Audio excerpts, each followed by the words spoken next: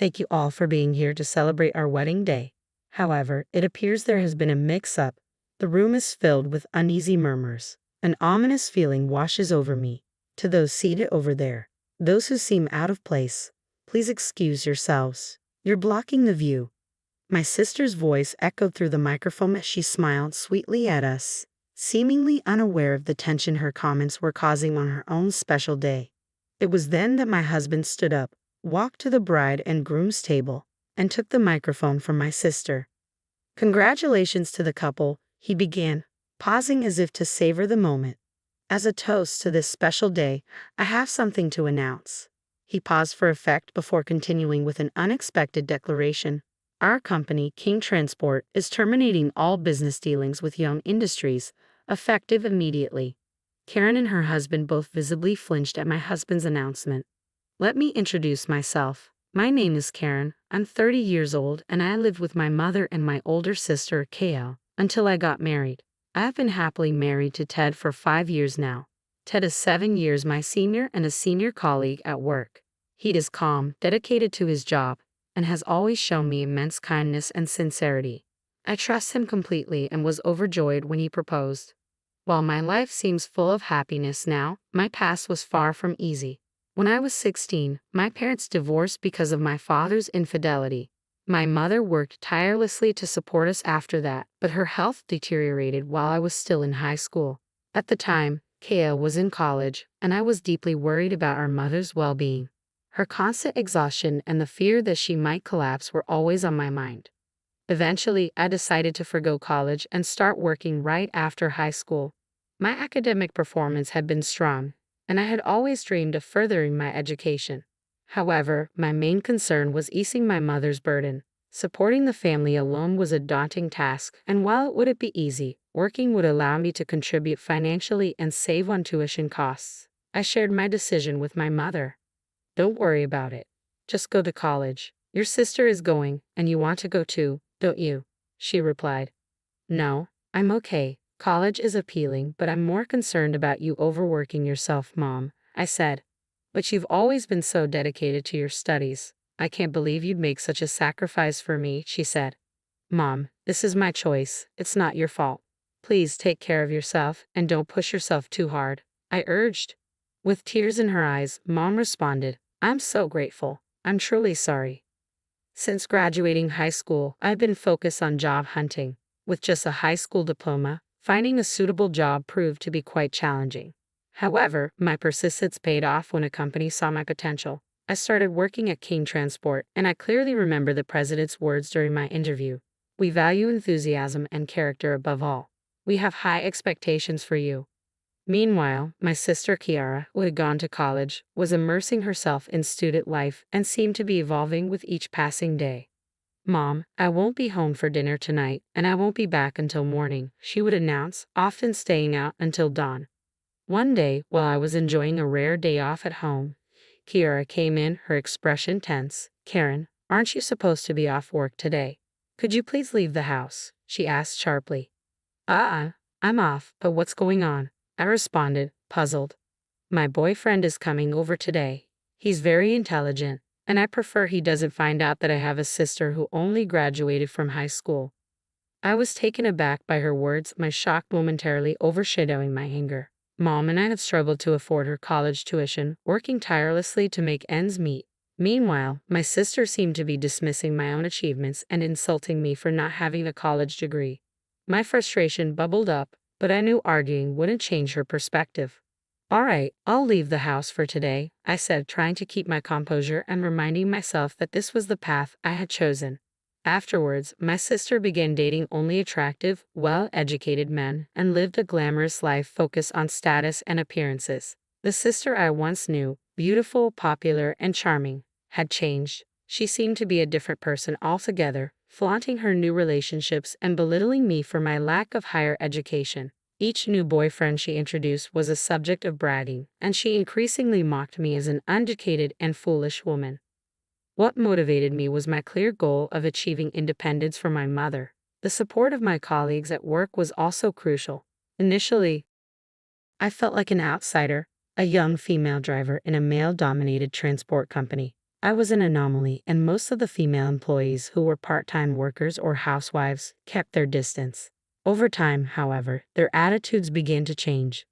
I was curious about why this shift occurred without any special effort on my part until one colleague approached me and said, "At first, we were a bit wary. We weren't sure what to expect." I laughed and shook my head. "Wary? Really?" He continued, "I know how hard you work and what a great person you are. Everyone here feels the same way. You've been doing an excellent job." That colleague is now my husband. His support has been a constant in my life. Eventually, our relationship blossomed into romance, and we got married. My sister, who had already graduated from college and moved away, was out of touch until a tragic event brought her back into my life. After my mother passed away suddenly from a myocardial infarction, my sister, relieved of her responsibilities, took charge of the funeral arrangements. It had been about 5 years since I last saw her. "It's been a long time, Karen," she said. "Yes, it has," I replied. "Is this your sister? And is this man your husband?" she asked, her eyes scanning my husband with a critical gaze. Her incredibly rude demeanor left me stunned. "Nice to meet you, Kiara. I'm Ted, Karen's husband. Please accept my deepest condolences," he said with genuine politeness. "What? Just a worthless man," she shot back dismissively. "Why would you say something so rude?" I demanded. "Be quiet. I heard you married an older man. Just some old guy, right?" "He's a very distinguished person," I countered. "And what does he do?" she asked, her tone as sharp as ever. It was typical of her to focus on someone's profession right after criticizing them. "He works in the same field as I do, transport, but that's not the main concern today." Working in transport isn't exactly impressive. A guy in that industry probably doesn't earn much, right? "You two must be struggling to make ends meet. It's kind of pathetic," she said dismissively. "I chose this job. You don't know anything about our situation, so don't make assumptions," I retorted, my anger bubbling over. My husband placed a calming hand on my shoulder. "Karen, today is about your mother. We shouldn't let a sibling argument overshadow it. It would only make her sad," he said gently. His words helped me regain my composure. I chose to disregard my sister's snide comments and focus on cherishing these final moments with our mother. My sister was clearly irritated by my indifference, but her complaints seemed trivial on such a significant day. As we sorted through Mom's belongings later, I was overwhelmed by the memories of her vibrant presence and comforting words, sinking into profound sadness. Through it all, my husband remained a steady source of support and encouragement. 2 years after Mom's passing, my husband said, "Karen, we've received a wedding invitation." "Really?" I asked, surprised. "It's for my sister, Kiara Young." I hadn't been in touch with her since the funeral, so hearing about her upcoming wedding was a shock. "I'm not sure I'm ready to attend," I admitted. "Maybe she's hoping to reconnect." "You and she weren't always at odds, were you?" he suggested. "We used to be very close," I replied. "You're both adults now. This could be an opportunity to mend things. I'll go with you.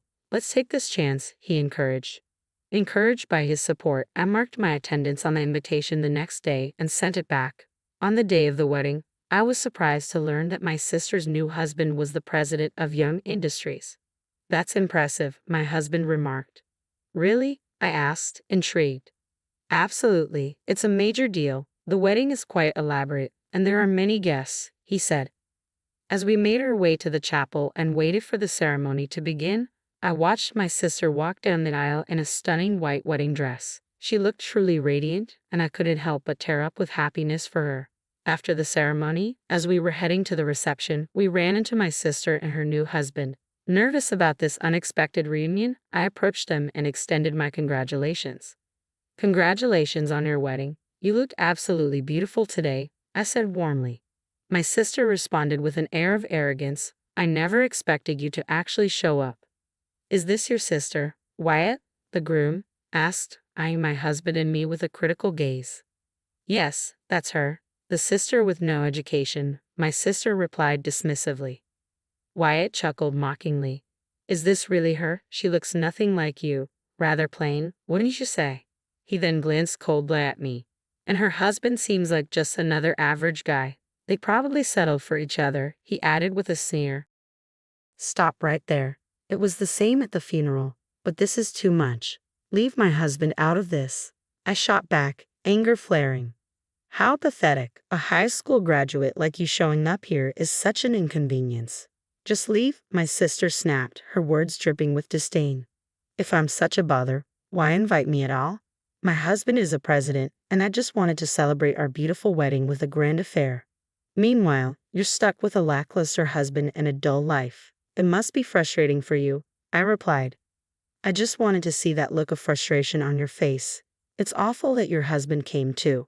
How cruel. Anyway, we're off to change outfits, so you high school graduates can leave now, she said with a sneer. With that, the couple walked away.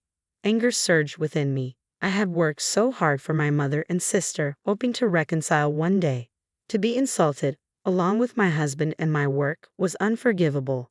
Trembling with rage, my husband placed a comforting hand on my shoulder. Ted, it's all right, he said soothingly. Karen, you're amazing. Education doesn't define your worth. Your sister, who can't see that, is truly blind. But she insulted you and my work as well, I said, still upset. I can forgive her. Don't worry about it, I'll handle this, Ted said with a smile, though his eyes betrayed his deep anger. We made our way to the reception hall. When my sister and her husband reappeared in their new outfits, they looked displeased to see me still there. I remained calm and faced them as the reception began. During her speech, my sister made a shocking announcement. Thank you all for coming. However, it seems someone has mistakenly joined us. A murmur spread through the room. I felt a foreboding sense that something awful was about to happen. Those people sitting there, with their lack of education and unrefined appearance, do not belong in this beautiful celebration. Please leave, she declared into the microphone. I was stunned by her audacity, not expecting such rudeness at her own wedding. It was baffling how someone with such behavior could navigate social circles. My sister seemed completely unaware of the uncomfortable atmosphere she had created. Overcome with anger, I fixed her with a hard stare and said, "Can you hear me? Leave now." That's when my husband stood up and started walking toward the front. What are you planning to do? Don't come over here, my sister protested. Just go home, her husband added, clearly displeased with the interruption.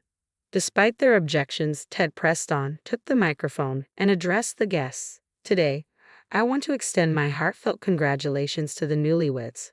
However, there's something I need to address, he said firmly. Who is this man? Someone whispered. Effective immediately, we will be terminating our contract with Young Industries, Ted declared, his voice steady and resolute. My sister gasped in shock at Ted's announcement. One of Wyatt's relatives, visibly startled, stood up and asked, "Are you the president of King Transport?" The question came from Wyatt's father, who had handed over Young Industries to Wyatt 2 years earlier. My sister looked bewildered, unable to grasp the unfolding situation. It's been a while, Mr. Young, she stammered. Yes, I am the president of King Transport, and this is my wife, Karen, the executive director, Ted confirmed. At that, Wyatt's guests, clearly affiliates of Young Industries, became visibly agitated. Is this really happening? What does this mean? The president of King Transport? Karen is the executive director? This is unbelievable. As you heard earlier, the bride and groom made derogatory remarks about us, calling us uneducated and unsightly. In light of their wishes, we are terminating our contract with the groom's company and will no longer do business with them, my husband stated calmly. Wyatt's father turned pale, his face losing all color. Within moments, he flushed with anger and shouted, "Apologize to them right now." Why are you so worked up, father? It's just a transport company. Is it really worth getting this upset? My sister retorted scornfully. Meanwhile, Wyatt stood beside her, visibly trembling. Wyatt, what's going on? Someone asked.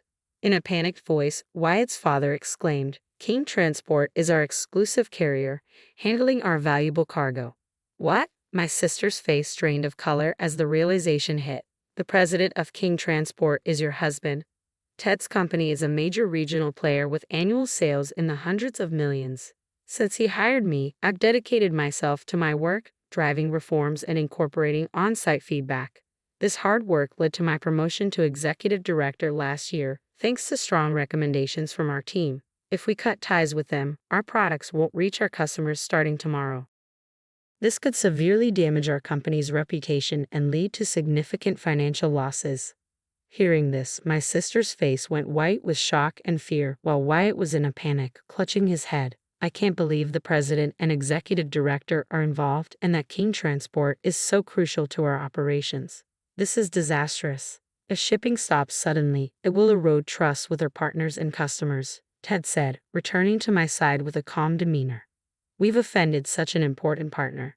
Father, please help Wyatt. My sister pleaded. Why were you so disrespectful to such a crucial carrier? Wyatt's father demanded, his voice filled with frustration. This mess is a result of your poor handling, Ted said, his tone firm. Wyatt, looking like a child in distress, turned to his father for help. His father grabbed him by the collar and dragged him to us, forcing him to apologize. We sincerely apologize. Please, could you overlook this incident just this once? Wyatt and his father both bowed their heads in earnest, pleading, I am truly sorry. Please forgive us. Ted glanced at me, silently asking for guidance. I met his gaze and said calmly, we cannot overlook this. Please confirm the necessary actions with headquarters tomorrow. Wyatt's guests gasped in shock at the direct announcement. Wyatt's father stood speechless, unable to find his words. I felt a deep sense of betrayal, having hoped that my sister might seek reconciliation. I was also disheartened by her husband's glaring incompetence as the president of Young Industries, failing to recognize a crucial business partner.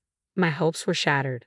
The wedding was abruptly canceled. The guests, including Wyatt, his father, and representatives from Young Industries, left the reception in a state of confusion and panic, scrambling to address the crisis.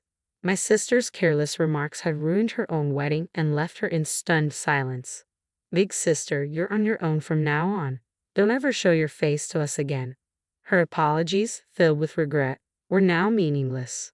My husband and I left the scene. In the aftermath, Wyatt was removed from his position as president by his father, losing both his status and wealth. His anger was directed at my sister, leading to endless conflicts that ended in their divorce. Meanwhile, my husband and I are eagerly anticipating the arrival of a new member in our family. My husband's family warmly supports us, celebrating our future together despite past hardships. We look forward to a joyful life with our baby.